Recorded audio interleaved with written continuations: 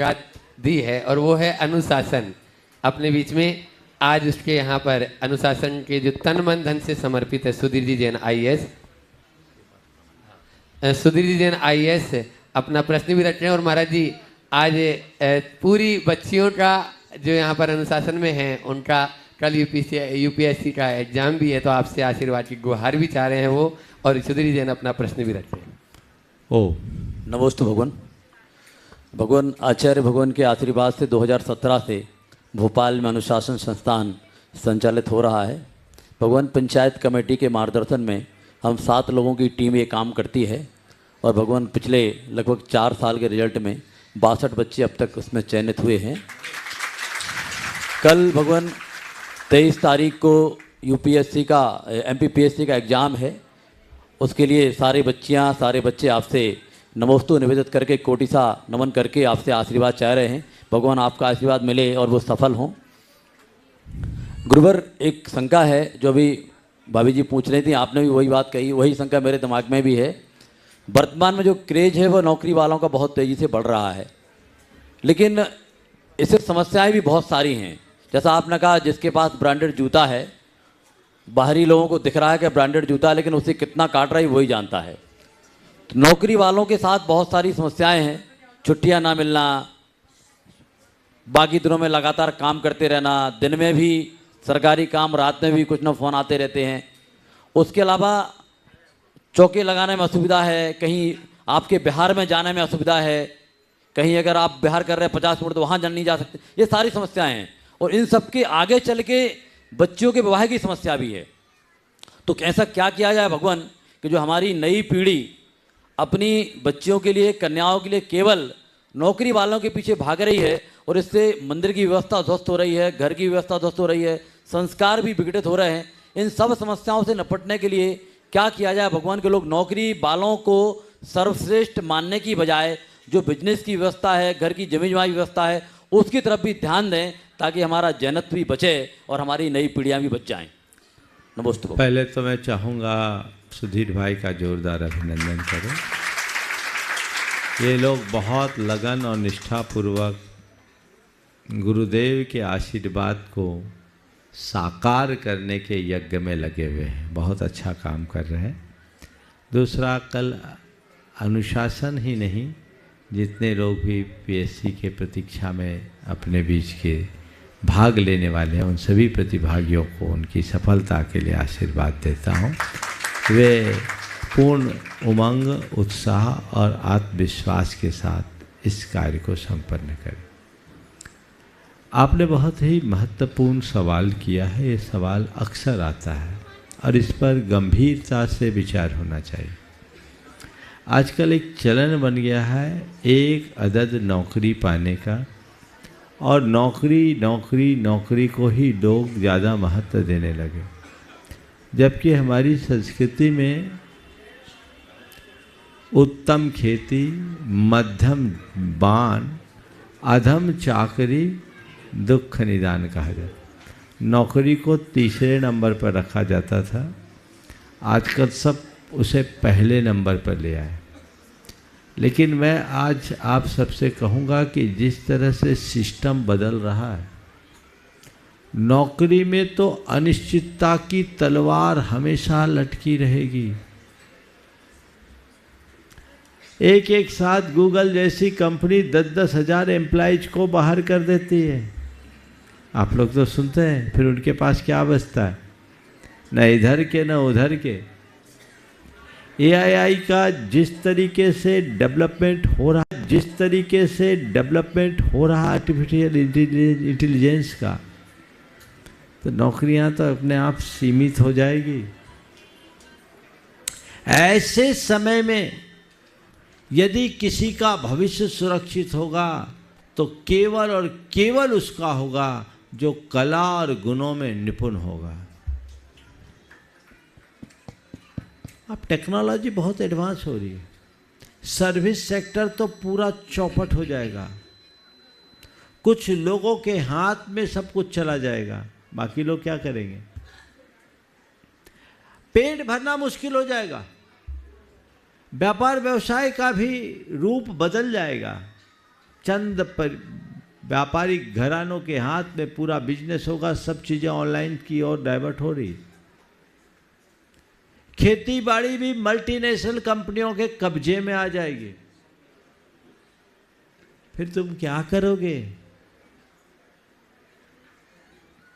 भूखे मरना पड़ेगा। आने वाले 25-30 साल बाद का जो रूप है उसकी कल्पना करने से मन सिहरता है। इसलिए इस ढर्रे को बदलना चाहिए और अपनी शिक्षा इस तरीके की होनी चाहिए जिससे व्यक्ति केवल डिग्री हासिल न करे, वो कला गुणों में निपुण हो और उसके अंदर ऐसी आर्ट होनी चाहिए, उसके अंदर ऐसा स्किल और कौशल होना चाहिए कि वो अपना नहीं अपने साथ 10 का जीवन यापन कर सके। केवल टेक्नोलॉजी बेस्ड चीजें नहीं है। आज टेक्नोलॉजी का युग है, पर ये भ्रम निकाल देना चाहिए कि सब चीजें टेक्नोलॉजी से ही नहीं चलती। टेक्नोलॉजी की इस युग में प्रधानता है, पर हमारे जीवन की आधारभूत जरूरतों की पूर्ति टेक्नोलॉजी मात्र से नहीं होगी। उसके लिए व्यक्ति के पास कला होनी चाहिए, उसे विकसित करें और उसके आश्रित व्यापार व्यवसाय को बढ़ाएं। गुरुदेव का यही सोच और यही सपना लोगों को प्रेरित करता था। उन्होंने हथकरघा जैसे उद्यम को आगे बढ़ाने की बात क्यों की? क्योंकि ये आने वाले समय में तुम्हें समर्थ बनाएंगे। इसलिए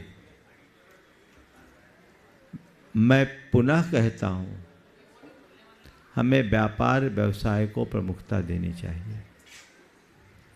नौकरी पेशा के पीछे कई तरह की समस्याएं आ रही। हो सकता है आपके साथ भी हो। आपने अपने बच्चों को पढ़ाया लिखाया, बच्चा किसी मल्टीनेशनल कंपनी में जॉब करने के लिए प्रयास किया, यहाँ से चला गया।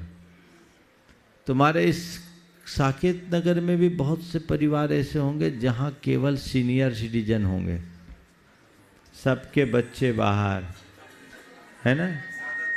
ज़्यादातर 80%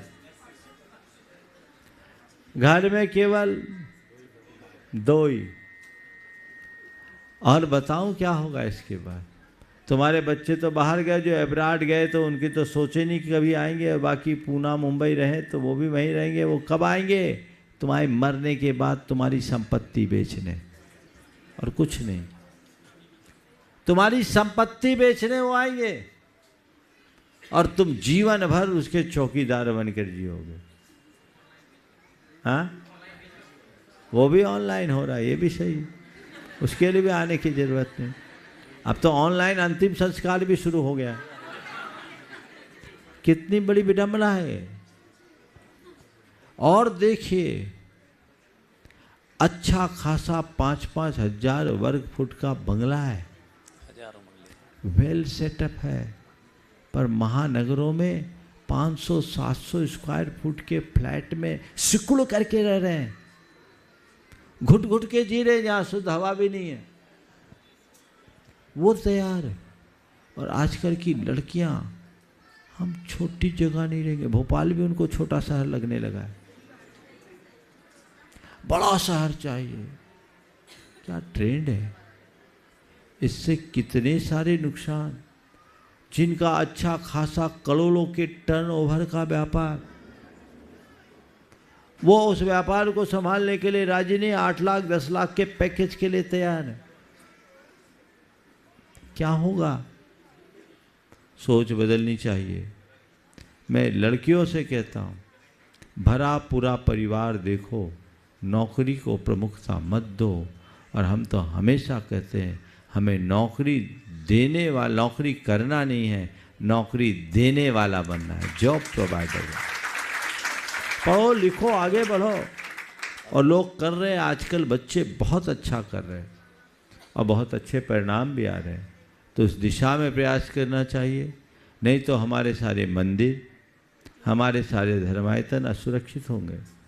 कई शहरों के ये हाल है, मंदिरों के पास जहाँ सैकड़ों की तादाद में घर रहते थे, मंदिरों में भीड़ रहती थी, आज वहाँ कोई नहीं है। सब इधर उधर के लोग आके बसने लगे। ऐसे लोग बस रहे हैं कि उस गली से आपको निकलना मुश्किल है। आने वाले समय में क्या होगा? पलायन हो जाएगा।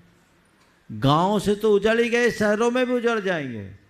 जिन घरानों में, बोलो सुनील तुम दो ही हो ना, बच्चे आने वाले नहीं हैं, तय मान करके चलना। वो जहाँ रहेंगे वहीं सेटल हो जाएंगे। करोगे क्या? फिर इसका क्या होगा? साधु संतों का बिहार चंद शहरों में सीमित हो जाएगा। हमारे सारे धर्मायतन नष्ट हो जाएंगे। और जो लोग आज बाहर रह रहे हैं, खुद उनका जीवन भी उस दिन तबाह हो जाएगा जिस दिन उन्हें नौकरी से मुक्त कर दिया जाएगा। इसलिए सोच को बदलना बहुत ज़रूरी है। इस पर गंभीरता से विचार करें और इसमें सबसे पहले लड़कियों को सोचना चाहिए, उनके पेरेंट्स को सोचना चाहिए। हम छोटी जगह नहीं, खोटी जगह से बचेंगे। बड़ा और छोटा स्थान नहीं होता, स्थान कोई भी। और आज टेक्नोलॉजी के दौर में तो सब जगह सब साधन सुलभ है। इसलिए अपनी सोच बदलें ताकि सुपरिणाम आ सके।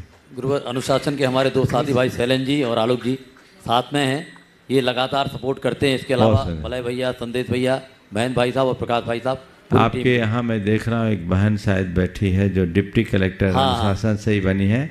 अगला सवाल उनको दे दो। समीक्षा